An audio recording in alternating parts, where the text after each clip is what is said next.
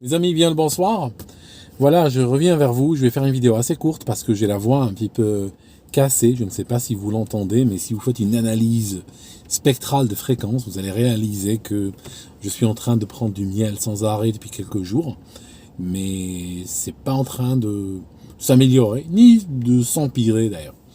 Alors là, je sors d'un supermarché. Je vais vous montrer ce que j'ai acheté. Juste pour commencer légèrement une vidéo qui n'est pas légère du tout. Regardez. J'ai acheté ça. C'est du reblochon de Savoie que je vais mettre au four. Il commence déjà à parfumer la voiture. J'ai intérêt à rentrer à la maison très vite. Les dégâts de la colonisation. Alors, qu'est-ce que je voulais vous dire? Aujourd'hui, j'ai vu une nouvelle qui m'a interpellé. Elle ne m'a pas frappé, elle ne m'a pas surpris. Parce que c'est une nouvelle correspondant à des choses qui étaient dans les cartons depuis très longtemps. Là, on a BFM TV et d'autres qui commencent à dire oui, mais si on avait une carte carbone, si on avait une carte carbone permettant à chacun d'avoir un quota, et puis que chaque consommateur, quand il va acheter de la nourriture, quand il va acheter du carburant, voyager, consommer le fruit de son travail, enfin ce qu'il en reste. Quand l'État a bien tout sucré au passage, qu'il lui reste une fraction du fruit de son travail, eh ben, là, quand il voudra aller le consommer, on mettra une barrière de rationnement sur son chemin. Alors ça, c'est quelque chose quand même qui était prévu depuis 20 ans, plus même. Mais avant, c'était de la conspiration. Aujourd'hui, c'est de l'actu. Et demain, vous pouvez vous retrouver, on peut tous nous retrouver du jour au lendemain avec ces cartes émises et obligatoires. Et tu vas à la caisse du supermarché, on te demande ta carte carbone, tu dis je l'ai pas, c'est quoi ce truc, je l'ai oublié à la maison. Voilà, tu reviens, tu poses les affaires et tu sors. Sinon on appelle la sécurité. De toute façon, aujourd'hui, c'est pas comme avant. Aujourd'hui, on s'est un peu habitué à la coercition. On sait que la société peut tout accepter. On sait qu'on peut tout lui faire. On sait que les droits humains fondamentaux, on sait que les garanties dites constitutionnelles, finalement, ce n'est que de la théorie. Donc on peut tout à fait sortir une urgence quelconque, et puis sur la foi de cette urgence, faire ce qu'on veut. Alors, là, il s'agit en l'occurrence de l'urgence climatique. Alors, souvent je parle du côté climatique. Maintenant, j'aimerais vous parler du côté urgence. Pourquoi on utilise le mot urgence ? Quand on utilise le mot urgence, ce n'est pas par hasard. On décrète un état d'urgence. Ça veut dire qu'on n'est plus prêt à discuter. On veut plus parler. On n'est pas dans un débat. On n'est pas dans une logique d'argument. Il y a une urgence. L'urgence va faire tomber toutes les règles de bienséance, toutes les règles de civilisation, toutes les protections légales, toutes les normes, toutes les garanties, tout ce que nous avions l'habitude de considérer bien et mal doit tomber devant l'urgence. D'accord ? Parce que c'est une urgence avec un grand U. Quelque chose nous menace tous. Ça menace la planète.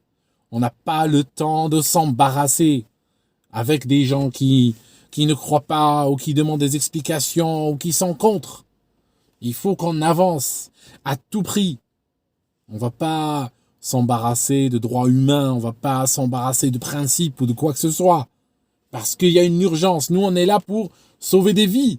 Que dis-je ? On est là pour sauver la planète, l'humanité, les gens, les 8 milliards qui sont en vie maintenant, et les 8 milliards qui vivront dans le futur, les générations futures, on veut les sauver. Vous voyez ? C'est ça le truc. C'est ça l'idée, enfin.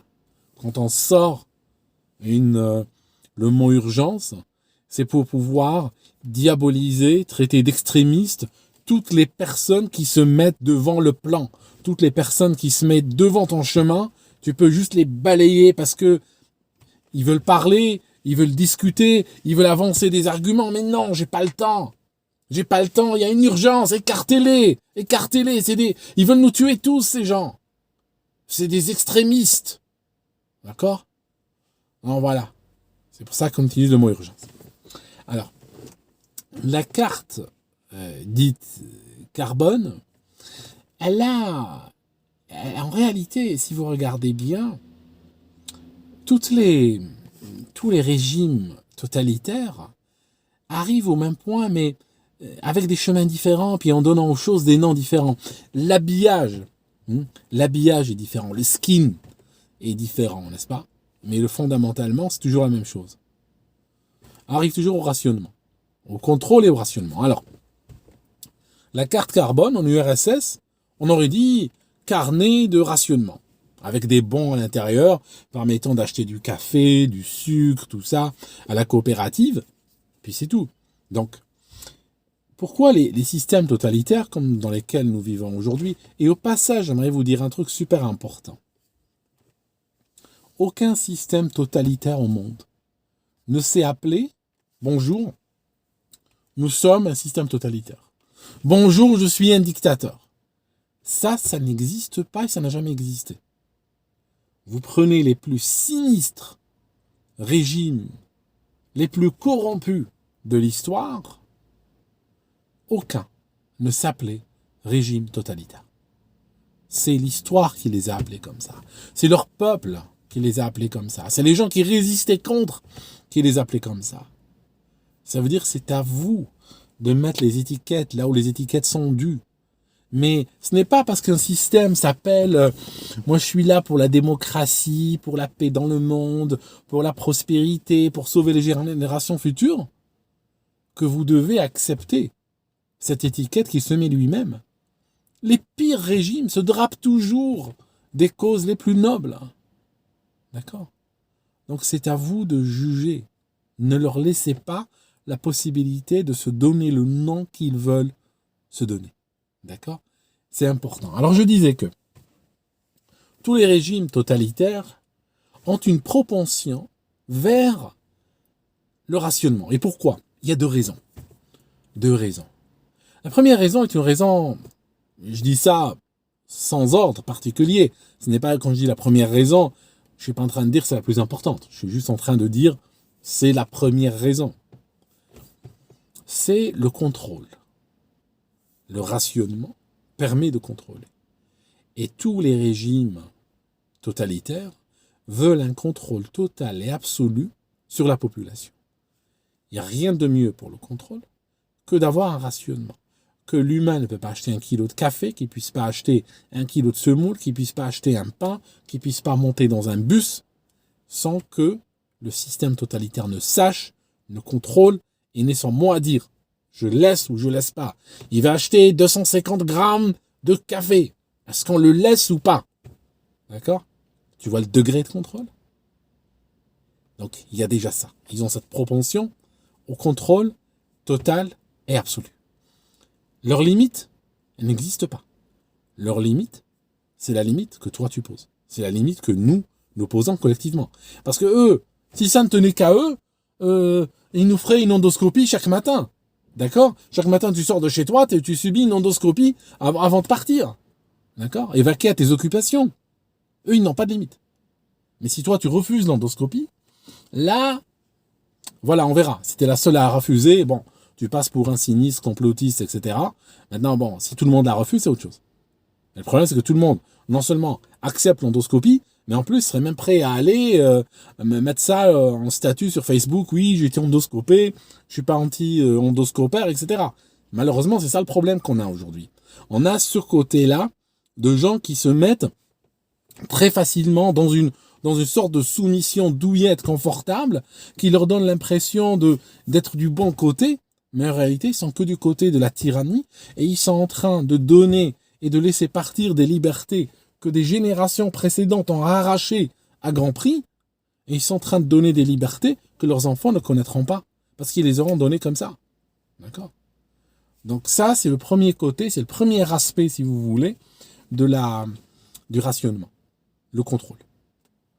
Le deuxième aspect, c'est que très souvent, les régimes totalitaires sont des régimes qui détruisent l'économie, sont des régimes qui créent les crises, et ils les créent pourquoi? Ils les créent, on peut trouver beaucoup de raisons, on compare juste pour faire simple avec l'URSS, mais vous pouvez regarder ailleurs. Ils gèrent l'économie par l'idéologie, ça signifie que l'économie, il n'y a rien de plus réel, il n'y a rien de plus terre à terre, il n'y a rien de plus accroché, enraciné dans le sol que l'économie. eux, ils vont la gérer par l'idéologie. Alors, souvent, c'est de l'idéologie de façade, c'est de l'idéologie justificatrice, mais en réalité, l'argent qui va dans les comptes à Panama, l'argent qui est détourné pour acheter des dachas, etc., et n'est pas très idéologisé, lui. Lui n'a pas d'odeur. Donc en fait, par le mélange de corruption et d'idéologie, généralement, ils ramènent l'économie vers le sol. Généralement, ils font cracher l'économie. Mais alors, quand l'économie se casse la gueule et se crache, et puis qu'il y a des pertes et qu'il y a des entreprises qui licencient, d'autres qui font faillite, etc., et des gens qui n'arrivent pas à joindre les deux bouts, et l'inflation qui explose et tout, c'est des millions de gens qui perdent. C'est la société dans son ensemble qui perd. Mais attention, il y a une loi qui dit rien ne se crée, rien ne se perd, tout se transforme. Donc, toutes les pertes que vous voyez partout autour de vous, généralement, c'est transformé en espèces sonnantes et trébuchantes, en billets verts, et c'est viré sur des paradis fiscaux au profit de certains. D'accord? Donc la crise, c'est pas une crise pour tout le monde. Vous regardez l'époque là qu'on a vécue, cette sinistre époque de ce siècle, probablement l'époque la plus sinistre de ce siècle, l'époque 2020, 21, 22. Si vous regardez cette époque, les grosses fortunes se sont jamais mieux portées. Alors qu'énormément de personnes de la classe moyenne ont glissé vers la pauvreté. Ceux qui étaient déjà dans la pauvreté ont glissé vers la banque alimentaire. Ceux qui arrivaient encore à manger dignement en achetant le plus bas chez Aldi ou chez Lidl, ceux-là faisaient la queue devant les banques alimentaires. D'accord? En même temps, les riches qui donnent des leçons investissaient dans les jets privés, dans les îles, et puis entre deux conférences sur le climat, ils sont dans un yacht en Méditerranée, entourés de bonnes personnes, et puis en train de faire la fête et tout ça. D'accord? Donc en fait, on a ce qu'on appelle un transfert.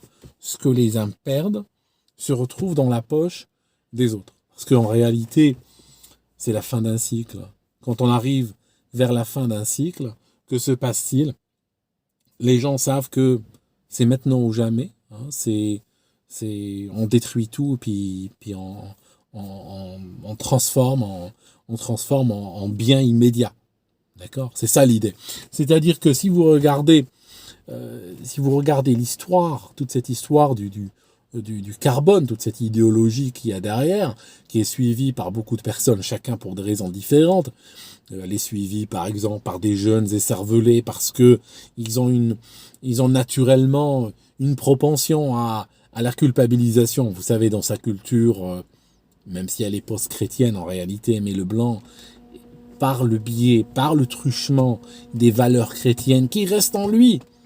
Prenez, j'ai presque peur de sortir du sujet, mais prenez quelqu'un qui vous dit par exemple, oui, moi je suis un ex-musulman. Oui, d'accord, t'es un ex-musulman, mais t'es musulman quand même. Pourquoi? C'est comme un ex-chrétien, toujours chrétien. Vous voyez ce que je veux dire? Parce que si vous regardez au fond, profondément, vous regardez les choses, il a grandi dans un système de valeurs musulmanes, par exemple. Après, il dit, je suis pas musulman. Alors oui, il le dit. Mais au fond, les valeurs dans lesquelles il a grandi vont le marquer. Vont le marquer aussi longtemps qu'il vivra. Pareil pour les chrétiens. Et parfois même, ça peut subsister de génération en génération en s'estompant. Donc, le premier qui dit, moi je suis pas musulman, lui est toujours musulman. Alors ses enfants le sont moins, et leurs enfants le sont moins. Et pareil pour les chrétiens. Donc si on regarde dans la société chrétienne, il y a une propension à la culpabilisation, qu'on va retrouver aussi dans la société dite post-chrétienne, qui est la société d'aujourd'hui.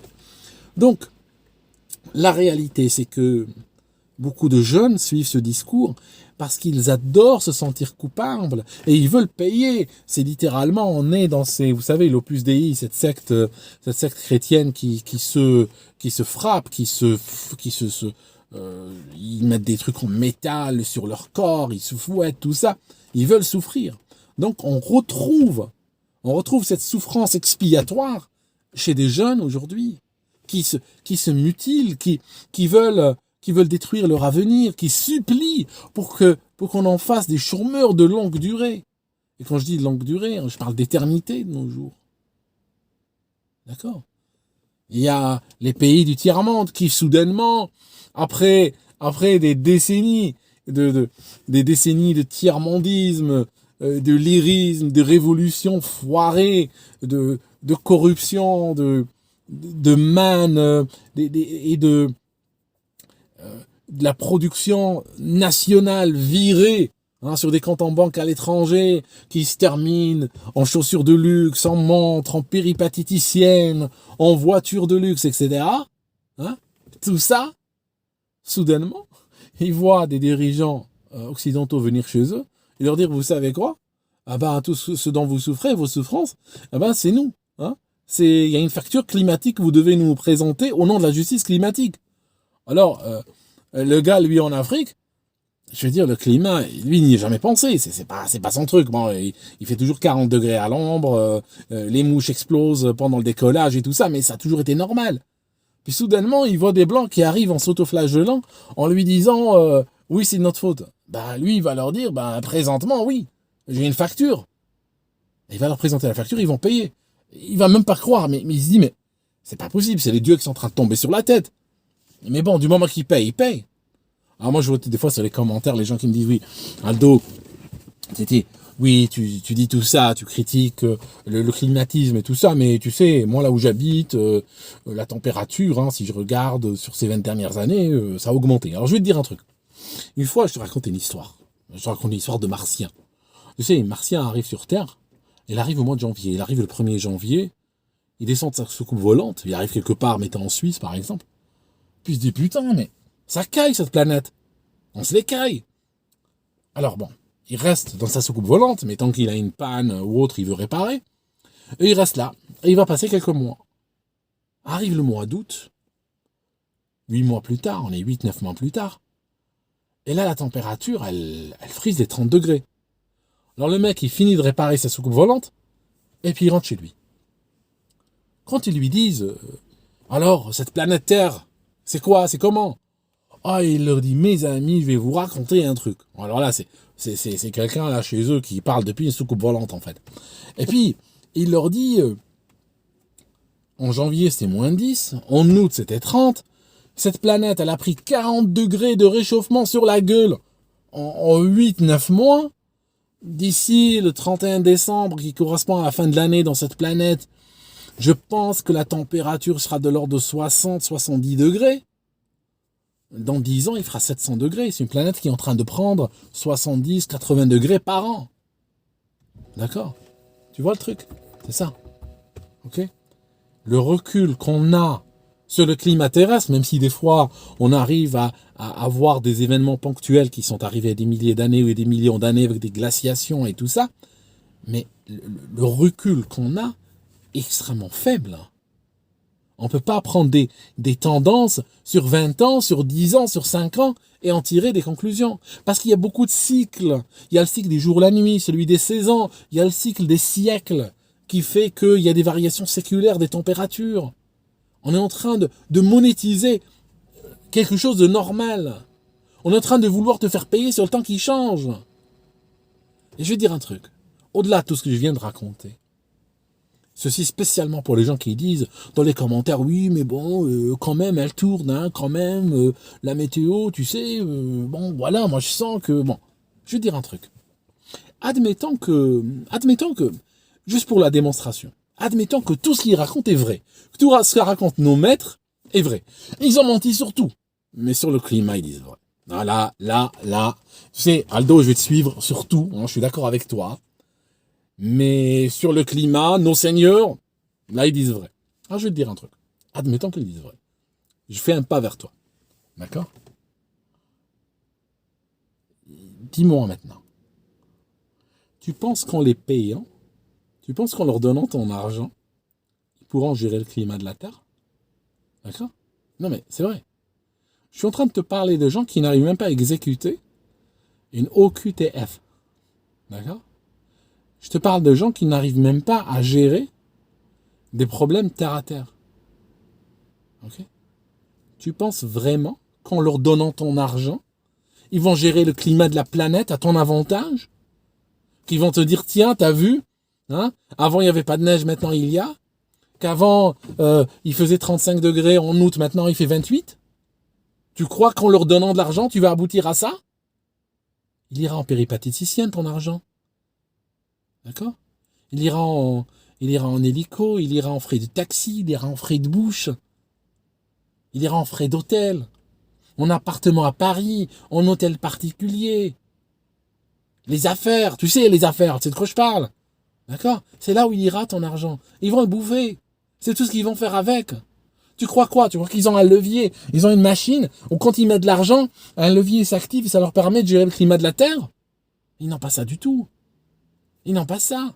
Ils vont le bouffer, c'est tout. Bon. Qu'est-ce que je disais? Je sais plus ce que je disais maintenant. Je disais que j'ai presque envie de rentrer chez moi.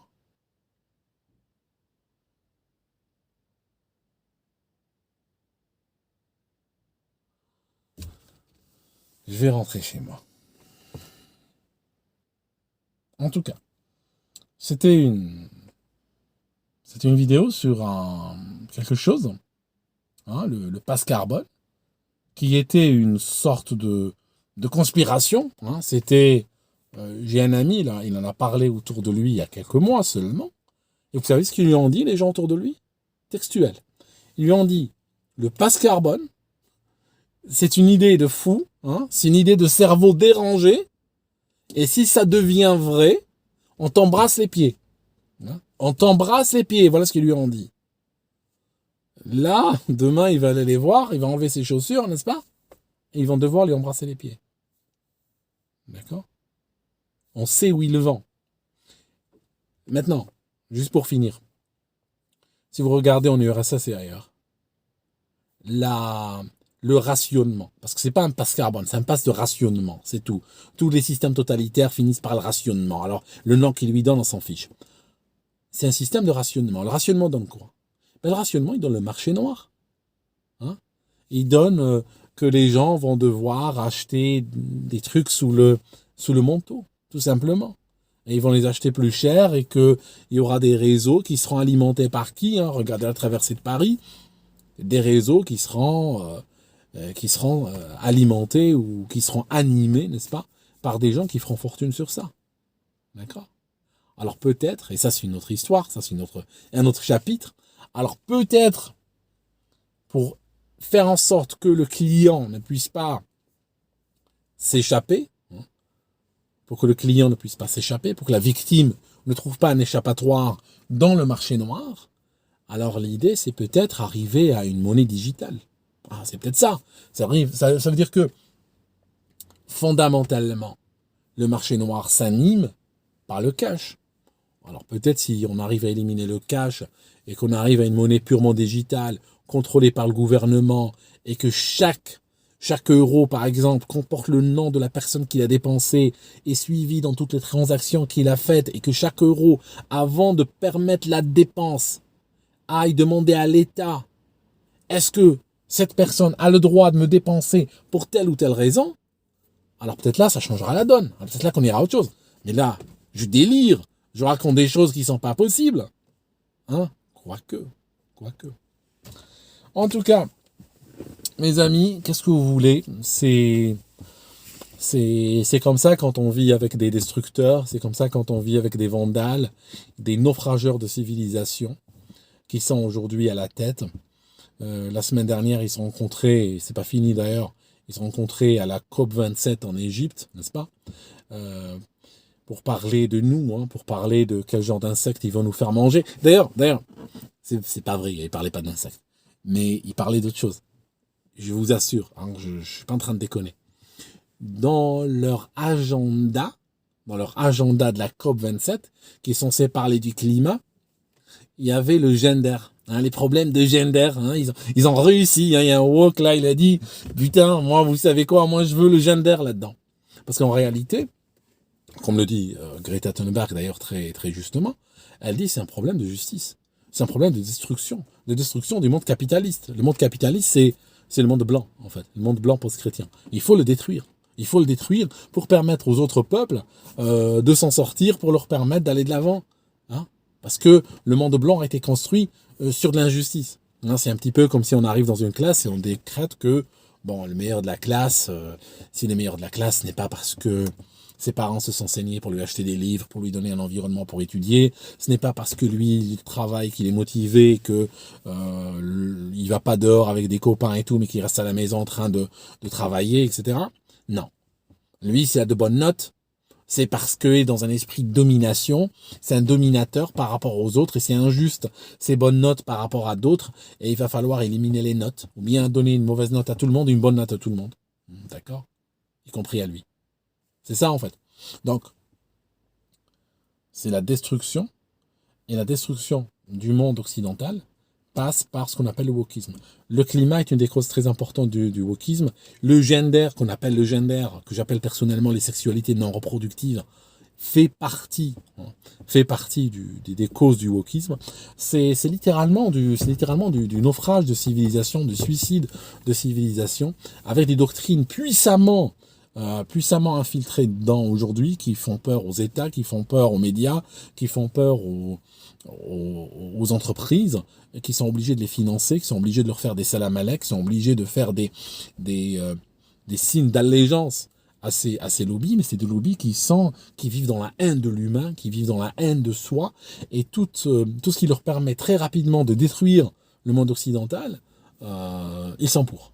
D'accord? Je vous en parlerai plus en détail une autre fois sur ce sujet-là que j'aborde vers la fin de la vidéo. Je pourrais l'aborder maintenant, mais ça fera une vidéo d'1 heure, parce que c'est un sujet vraiment très important, qui me tient vraiment à cœur, parce que c'est le sujet